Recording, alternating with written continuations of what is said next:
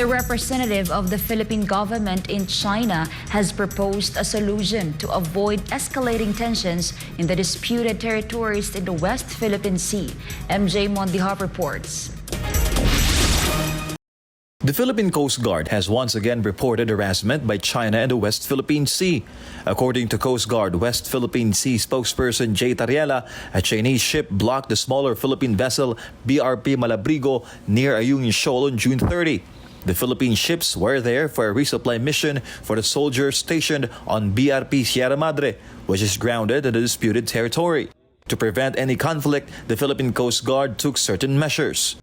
Ang ginawa nila is they came close sa ating dalawang Philippine Coast Guard vessels with an approximate distance of 100 yards. While at the same time, ang ginawa ng ating dalawang Coast Guard vessel para ma-prevent itong possible na banggaan, they have to decrease the speed. The incident has angered several senators. However, according to Philippine Ambassador to China Jaime Flor Cruz, deeper communication is needed to avoid escalating tensions. Ang nakikita ko pong solusyon dyan ay paigtingin yung ating komunikasyon ng dalawang bansa, dalawang Coast Guard, dalawang military, from top to bottom. Kasi po kung hindi tayo nag-uusap, madaling miscalculation, misinformation, at yung tinatawag na unintended consequences. The government also ensures that both countries do not want a war, especially since that the Marcos administration aims to enhance bilateral relations with China. The Philippine Coast Guard has handed over the latest harassment incidents to the Department of Foreign Affairs. Sigurado po tayo na yung dalawang bansa, ayaw nating mag-away. Yung dalawang Navy, dalawang Coast Guard, ayaw nating mangyari yung mga ganon. Pero ang nakakabahala po ay kung hindi nag-uusap, baka mangyari yung ayaw nating mangyari. So ini-encourage po natin ang dalawang panig na pag-usayin ang direct communication at frequent communication. Ganun po ang nakikita kong solusyon dyan. Flor Cruz clarified that China does not seek war based on what officials have shown him. He also stated that the West Philippine Sea issue does not encompass the entire relationship between China and the Philippines. Meron po tayong pagkakaiba ng alamat sa teritoryo, pero ang gusto po nating mangyari, huwag naman nating hindi po yun ang totalidad ng ating relasyon. Sabi nga nyo, marami pong mga intention ng China na actually makakabuti po sa atin. For Ganabibol of Philippines, MJ Mondejar, SMNI News.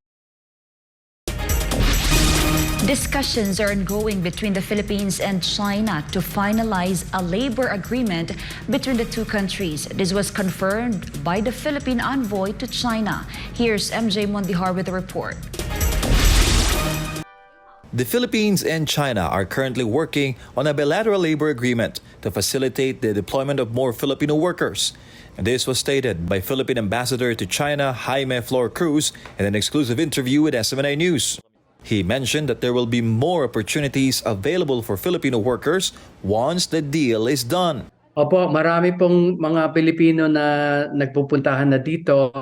Mga 15,000 po ang Pilipinong nasa mainland China. Most of them are English teachers, engineers, hotel and HR managers, and those in accounting and finance. Filipino workers are now concentrated in Beijing, Guangzhou, and Shenzhen, where there are numerous opportunities.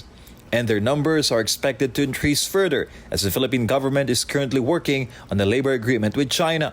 So may marami pong mga posibilidad na in the near future, kailangan po nila ang mga manggagawa dito, technicians, at lalo na po yung caregivers at nurses. Meanwhile, the ambassador emphasized that salaries in the caregiving and nursing industry in China have increased. According to Flor Cruz, labor costs in these jobs have risen due to the aging population in China. Marami pong mga pamilyang Chino na actually alam nila ang reputasyon ng mga Pilipinong nannies na hindi lang nakakatulong sa bahay, nakakapag-alaga ng maliliit na bata at natuturuan pa ng Ingles at iba pang matututunan. Based on China's data from February, there are over 280 million aged 60 and above in their country, which is more than the total population of all Filipinos. However, Filipino workers reportedly prefer to work as caregivers in China rather than in the Middle East. Overstaying Filipino workers in China are calling for amnesty to return to the Philippines. With this, the embassy advises, meron tayong ginagawa para matulungan sila. Ngayon, kaya nga po sinasabi ko rin na mag-ingat yung mga kababayan natin na may planong pumunta pero dumadaan sa mga hindi tamang paraan. for Ganamabul of Philippines, MJ Mondejar, SMNI News.